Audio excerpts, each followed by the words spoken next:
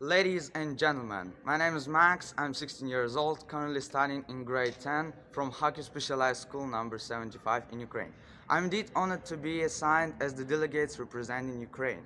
First and foremost, I wish to thank the United Nations Peacekeeping Forces Council of Southeast Asia for giving me this opportunity to participate in the UNPKFC Model United Nations Conference.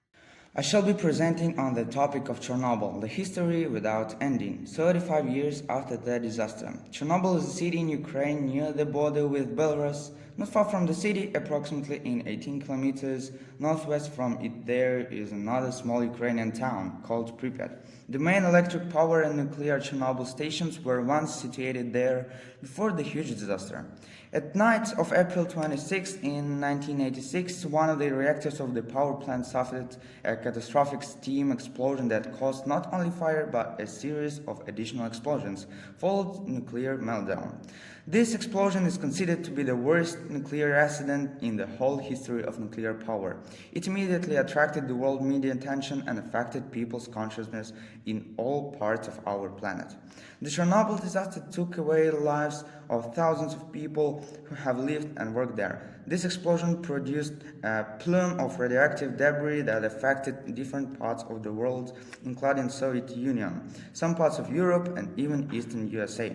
The largest areas of contamination were in Ukraine, Belarus, and western Russia, and more than 300,000 people had to be evacuated and resettled. This catastrophe forced people to think over nuclear problems and possible consequences. Public awareness of these risks increased significantly, even though it's difficult to count the deaths caused by the Chernobyl disaster, as most of the deaths were the result of cancer, which people suffered much later after the radioactive explosion. The Chernobyl disaster is not the only result of human anti-natural activity, but certainly one of the worst catastrophes in the world.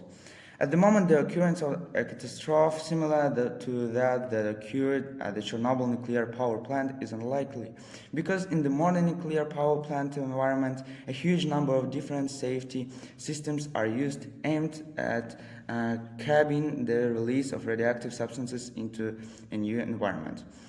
After the Chernobyl accident, the safety requirements for nuclear power plants have been tightened several times, which makes it possible to save the environment from radioactive contamination. A safety principle called safety culture is used in the operation of nuclear power plants.